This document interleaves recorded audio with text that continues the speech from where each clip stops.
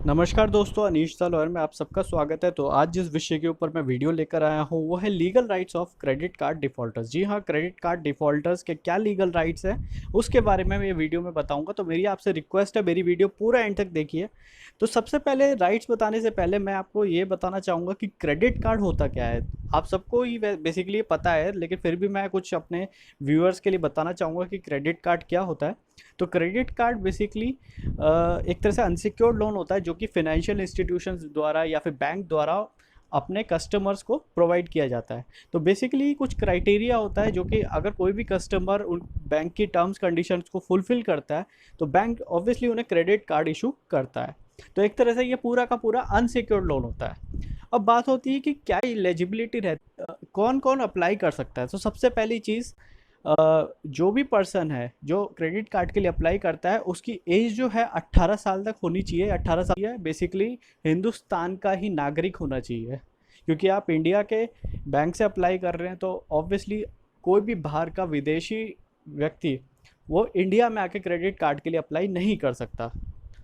और बाकी कुछ कंडीशंस होती है जो कि बैंक हो गया, आरबीआई हो गया, वो अपनी तरफ से इम्पोज करता है। तो 18 साल से कम का व्यक्ति क्या क्रेडिट कार्ड के लिए अप्लाई कर सकता है? बिल्कुल नहीं कर सकता, क्योंकि इंडियन कॉन्ट्रैक्ट एक्ट के अकॉर्डिंग या माइनॉरिटी एक्ट के अकॉर्डिंग किसी भी माइनर से या किसी भी नाबालिग से कोई भी अगर कॉन्ट्रैक्ट किया जाए वो बिल्कुल वॉइड माना जाता है। अब बात होती है कि क्रेडिट कार्ड अप्लाई कर देते हैं, हम क्रेडिट कार्ड से हम शॉपिंग करते हैं, चीज़ें खरीदते हैं, तो उसके बाद अगर हम टाइमली पेमेंट नहीं कर पाते तो उसका क्या लॉस होता है कुछ? जी हाँ, उसका भी बहुत बड़ा लॉस है। लेकिन उससे पहले मैं ये बताना चाहूँगा कि क्रेडिट कार्ड की पेमेंट जो है हमें टाइम पे क्यों करनी चाहिए। सबसे पहली चीज़ होता क्या है दोस्तों, कि अगर आप क्रेडिट कार्ड की पेमेंट टाइमली पे नहीं करते हैं तो सबसे पहला लॉस जो होता है आपको वो है फिनेंशियल लॉस होता है। क्योंकि होता क्या है कि बैंक आपके ऊपर इंटरेस्ट पे इंटरेस्ट लगाने लग जाता है। दूसरा, उसके साथ साथ आपके ऊपर लेट फ़ी हो गया, तो ये सब चीज़ें आपके ऊपर इम्पोज होने लग जाती है। तो एक तरह से ये आपके लिए फिनेंशियल लॉस ही है।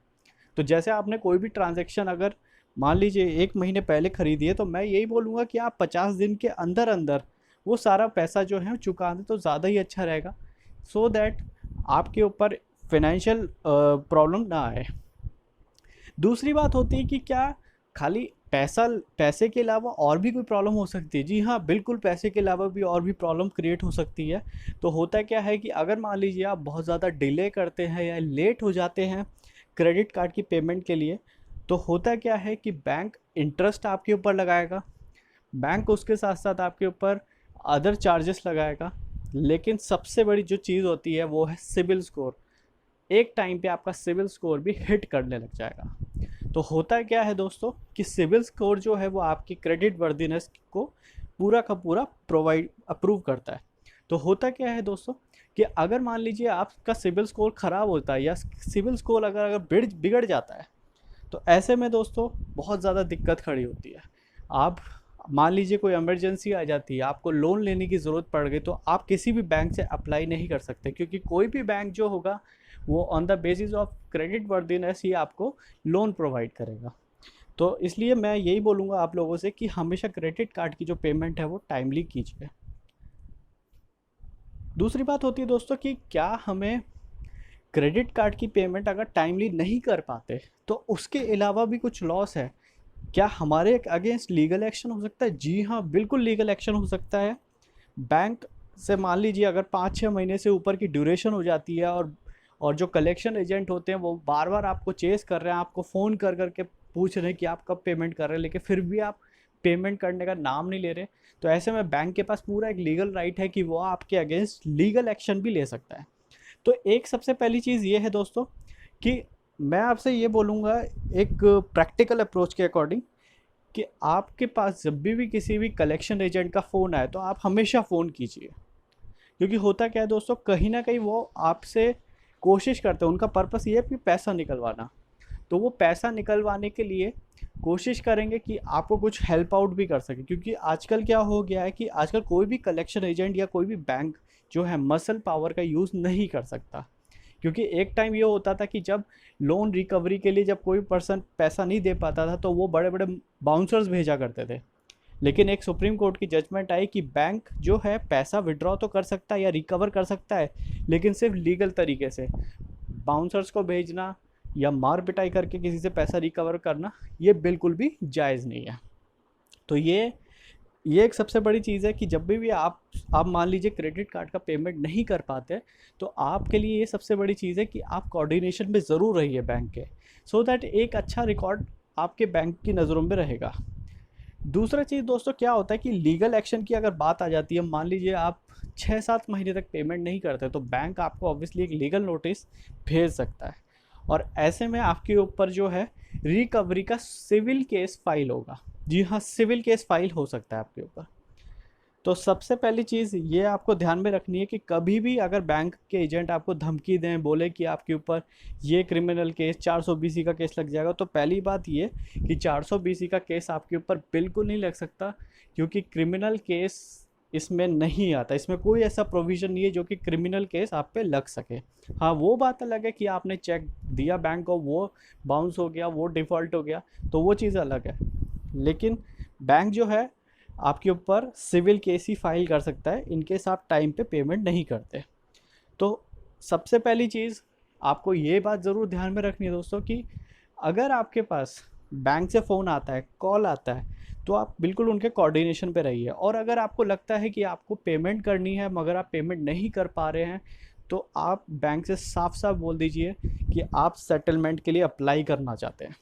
सेटलमेंट होता क्या है दोस्तों कि अगर आप मान लीजिए कि आपने 1 लाख रुपए की ट्रांजैक्शन करी किसी क्रेडिट कार्ड से, अब 5 महीने हो गए, 6 महीने हो गए, तो ऐसे करते करते इंटरेस्ट भी जो है वो 1-1.5 लाख से ऊपर का पहुंच जाता है।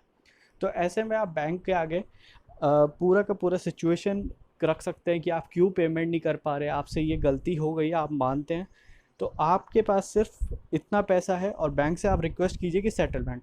लेकिन सेटलमेंट का जो अमाउंट है, कितने अमाउंट में सेटलमेंट होगा, वो पूरा का पूरा बैंक के ऊपर डिपेंड करता है। जी हाँ, बैंक के ऊपर पूरा डिपेंड करेगा, क्योंकि वो बैंक के ऊपर है, वो 30% 40% वो पूरा बैंक के ऊपर है, बैंक की कंडीशंस के ऊपर है कि वो कितने अमाउंट में सेटलमेंट करेगा। तो ये तो एक बात थी कि आप क्या क्या प्रिकॉशंस ले सकते हैं। मगर मान लीजिए कुछ सिनेरियो ऐसा आ गया कि बैंक के कलेक्शन एजेंट आपको बहुत हद तक परेशान करते हैं। परेशान करने का मीन्स कि आपको बहुत कॉल करेंगे, धमकियां देते हैं। तो ये बात ध्यान रखिएगा कि बैंक एजेंट आपको कभी भी धमकी नहीं दे सकता। जी हाँ, अगर कोई भी ऐसा सिचुएशन आती है तो आप बैंक एजेंट को साफ साफ बोलो रिकॉर्डर है और सारी बात रिकॉर्ड हो रही है, तो उसके बाद उसका जो चीखना चिल्लाना है वो वहीं की वहीं बंद हो जाता है। अगर मान लीजिए कोई भी बैंक का कलेक्शन एजेंट आपके ऊपर एग्रेसिव हो जाता है, तो आपका पूरा राइट है कि आप पुलिस स्टेशन जाके बैंक वाले के अगेंस्ट एफआईआर करवा सकते हैं। जी हाँ, तो ऐसे में आईपीसी की धारा 506, 507, 503 ये बेसिकली धमकी देना, गाली गलौज करना और मार डालने की धमकियां देने पे जायज़। तो दोस्तों मैं इस बात को आपको बताना चाहूँगा कि आप हमेशा ध्यान रखना कि आपके ऊपर कभी भी कोई भी क्रिमिनल केस फाइल नहीं हो सकता। तो ये बात ज़रूर ध्यान रखिएगा।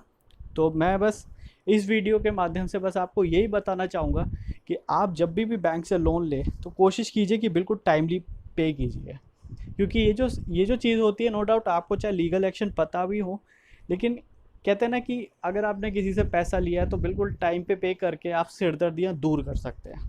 नहीं तो बार बार बैंक आपको कॉल करेगा, परेशान करेगा। तो इस चीज़ों से आप जितना दूर रह सके उतना ही अच्छा है।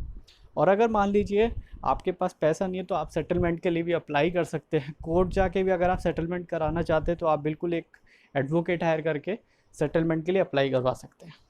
हो सके कोशिश कीजिए अपना जो ड्यूज़ है वो हमेशा टाइम पे कीजिए। आशा करता हूँ मेरी ये वीडियो आपको पसंद आई होगी। अगर इनकेस कोई भी ख़राबी लगती है मेरी वीडियो में तो प्लीज़ आप कमेंट कीजिएगा, और मेरी रिक्वेस्ट है अगर पसंद आती है तो शेयर कीजिए अपने दोस्तों के साथ, और ऐसे दोस्त के साथ जो खासकर जिसके पास कोई क्रेडिट कार्ड ड्यू है, उसके पास कोई रास्ता नज़र नहीं आ रहा है। सो थैंक्स फॉर वॉचिंग, और रिक्वेस्ट है मेरा चैनल अनीश द लॉयर आप सब्सक्राइब कीजिए।